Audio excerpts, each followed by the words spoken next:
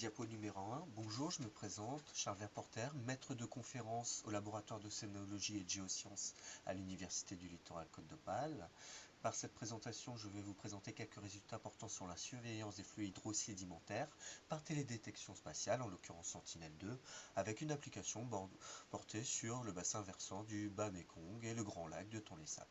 Cette étude s'est faite en partenariat avec des membres du LEGOS, Frédéric Frappard, Sylvain Bocamaria, des membres de l'Institut technologique du Cambodge, Samboloun, Pensitarit, mais également d'autres membres du LOG. Cette étude a été supportée par le programme TOSCA du CNES et fait suite également à un projet TIA, le projet Transmeskong, et s'inscrit en soutien, en appui au CES Surface en eau. Diapo numéro 2, contexte et objectifs de l'étude. Cette étude porte sur le Mékong, qui est le plus grand fleuve d'Asie du Sud-Est et qui est régi par un climat tropical de mousson. En bas à droite de l'image, en rouge, le delta du Mékong est l'un des plus grands deltas du monde et compte parmi les 10 plus grands fournisseurs de sédiments vers l'océan. Plus en amont du bassin versant, en vert, le lac de Tonlé-Sap est le plus grand lac d'Asie du Sud-Est et c'est un hydrosystème particulier parce qu'en fonction de la saison, il va être plus ou moins contrôlé par le Mékong. C'est un secteur qui subit d'importantes pressions anthropiques parce qu'aux abords du delta, elle compte plus de 17 millions de personnes et plutôt au niveau du lac de Tonlé-Sap, on en va vers 3 millions de personnes. Donc cela soulève la question de la ressource des surfaces en eau, la gestion de l'eau, avec d'importants enjeux sociétals et sur la santé publique. Se pose également la question des barrages sur la ressource en eau, parce que ça va impacter les enjeux économiques et écologiques, notamment à travers la reproduction et les pêcheries. Il convient de mentionner que les barrages retiennent 32 à 41 millions de tonnes de sédiments par an.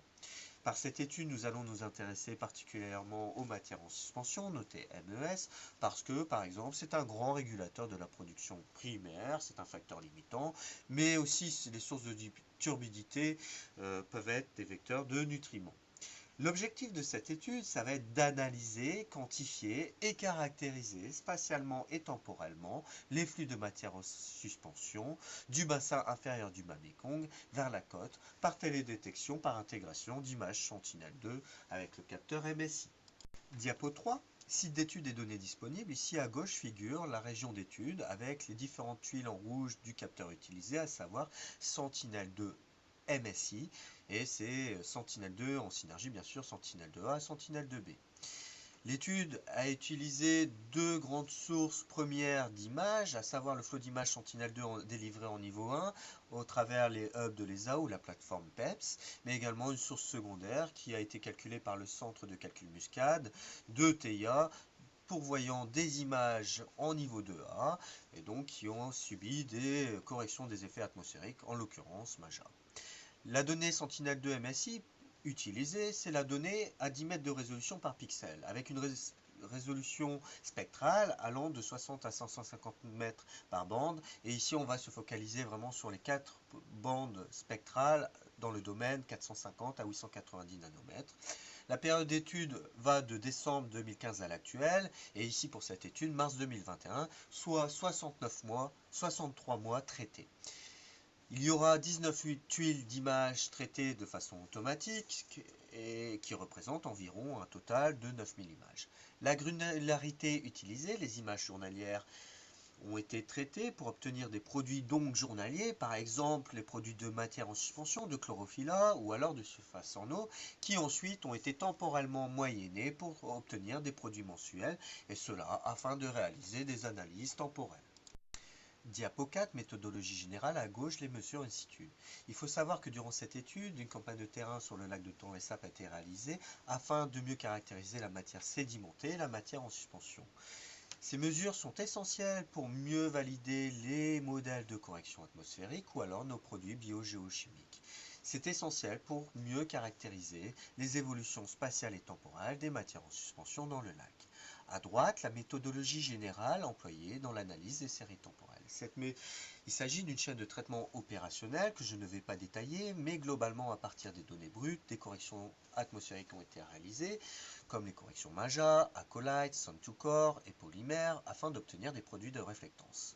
À ces produits de réflectance, des masques d'eau, notamment avec la méthode WIPE, ont été appliqués, afin d'extraire uniquement les surfaces en eau, et sur ces surfaces en eau étaient calculés les produits biogéochimiques, notamment les matières en suspension avec l'algorithme HAN. Ensuite, ces produits journaliers ont été moyennés de façon mensuelle afin d'obtenir des moyennes mensuelles, mais également des climatologies, et toutes ces images ont été traitées par analyse de séries temporelles, notamment avec la méthode EOF que je vais détailler ci-après. Diapo 5, résultats sur les surfaces en eau calculées. À partir des données journalières, un masque d'eau dynamique a été réalisé sur les lacs et les rivières via la méthode WAVE. En haut à gauche figure une représentation de ce masque d'eau moyenné à l'année. Mais nous aurions pu tout aussi bien moyenner à la saison, permettant ainsi de voir les variations interannuelles ou intra-annuelles. À droite est représenté le masque d'eau, ici donc stationnaire, calculé sur les 63 mois analysés et sur l'ensemble du bassin versant du bas Mekong, permettant de surcroît d'offrir une vision synoptique de la zone. Les graphiques en bas révèlent l'évolution temporelle des surfaces en eau au niveau du lac de Tonlé-Sap, où nous voyons bien que l'évolution saisonnière est corroborée en rose par le régime des précipitations et que les surfaces en eau suivent l'évolution aux mesures altimétriques, permettant in fine de calculer des volumes. Cette étude confirme bien le lien entre les variations de volume et les indices climatiques comme l'ENSO, la PDO, Pacific Decadal Oscillation, qui avait été montré par l'étude de Frédéric Frappard en 2018.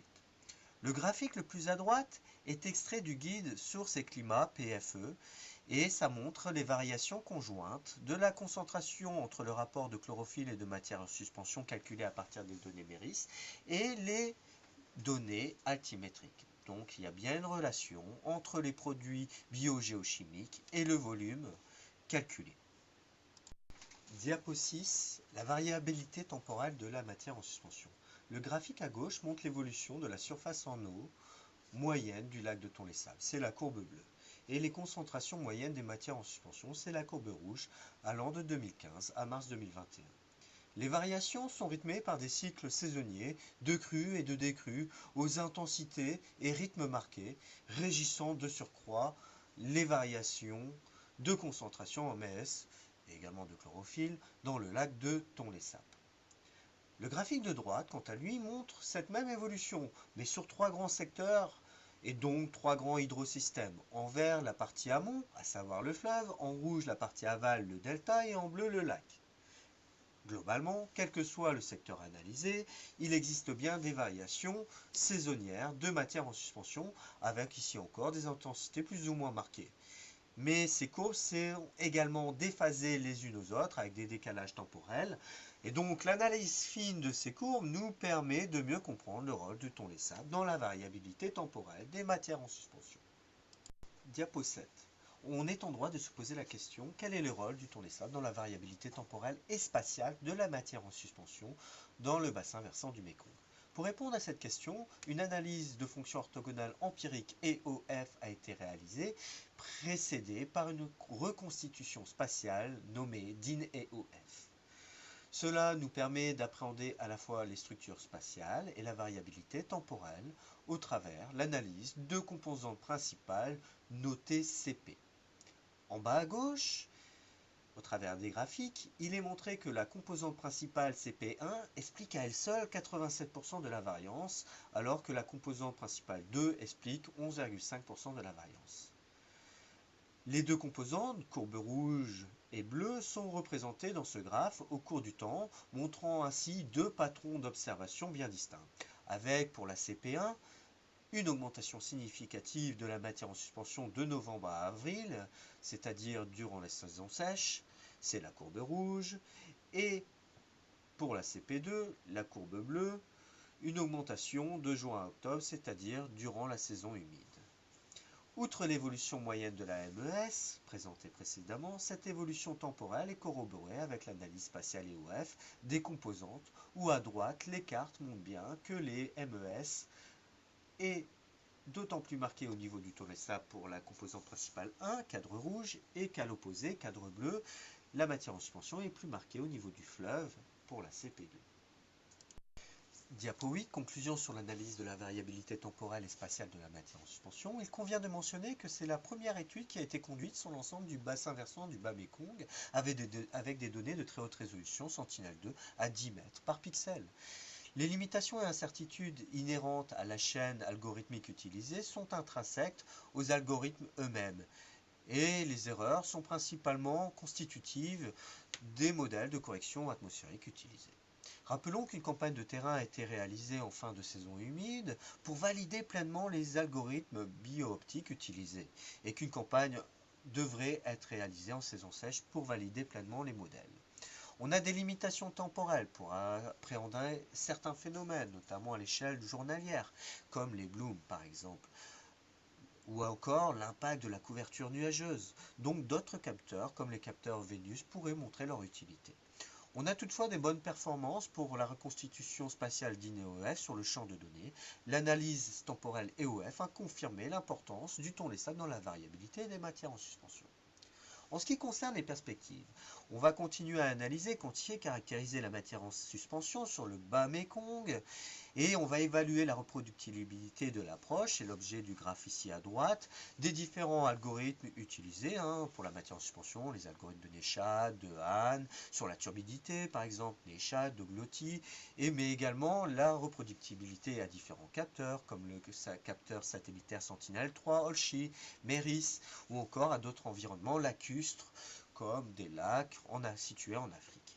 Donc, ce système d'information basé sur l'information satellitaire peut permettre de prendre des décisions afin de maintenir la stabilité écologique et économique, tout comme la santé de la population impliquée en lien avec la qualité des eaux. Par exemple, une analyse temporelle à l'échelle journalière permettrait d'avoir une vision plus précise des variations intra-annuelles, comme les blooms. On est en droit de se poser les questions suivantes. Quel est l'impact du climat sur la variabilité des MES? Pour cela, en termes de perspective, il serait intéressant de corréler les évolutions temporelles des MES aux indices climatiques comme El Niño, la mousson, les oscillations de Madden-Julian par exemple. On peut aussi se poser la question, comment la biodiversité du thon laissable varie-t-elle dans le temps, en réponse à l'évolution des paramètres environnementaux? Donc là, on a la nécessité d'avoir des données de diversité biologique pour valider des modèles de biodiversité, comme les modèles qui sont conçus à partir de la théorie métal, par exemple. Merci de votre attention.